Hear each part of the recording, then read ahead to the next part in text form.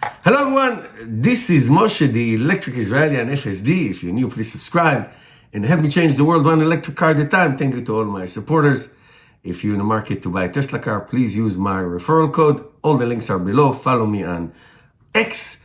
And one of the things that were very interesting, but not surprising at all, that Elon Musk said on the earnings call last week was that if there were no tariff barriers, Chinese automakers, mostly BYD and Geely, or as some people call it, Geely, would have destroyed the competition. He didn't mean Tesla, but the competition. And the competition is basically the legacy automakers a la Volkswagen, Mercedes, Ford, GM, Stellantis, and all that. So tariffs is what stopping them.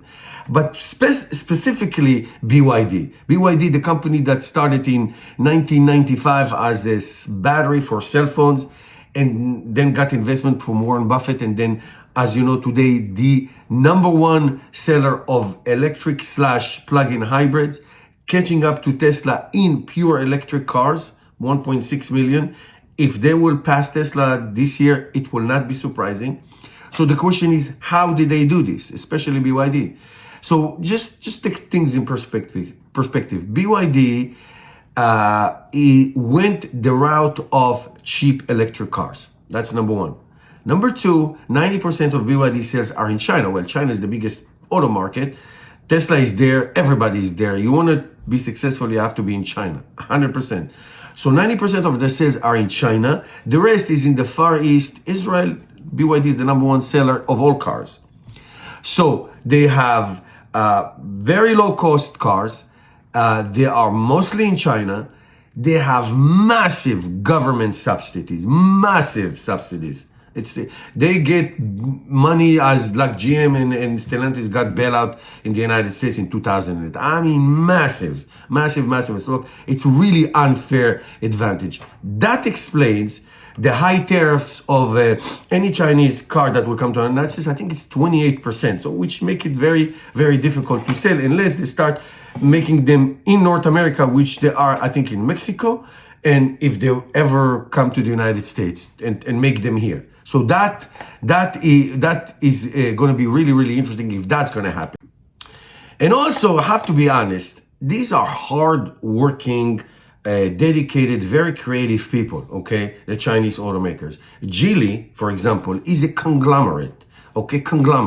And they saw the future way before any legacy automakers. The reason that legacy automakers are bothering to do any electric cars is A, because of Tesla, and B, because of China, okay? So they saw this coming. Plus, you know, you live in a communist country, and if the government said take control over lithium production and battery production, which is, in my opinion, a national security issue to the United States and the West, because that's where the world is going, and Europe and the United States better wake up. I think the United States is waking up, but not fast enough. This is what they saw. This is what they do. Okay. So that's where everything is. Everything is lithium. Everything is batteries. Everything is rechargeable batteries in all aspects of life, phones, everything, anything you can think of. So they saw it and they knew it. So that's a geopolitical issue.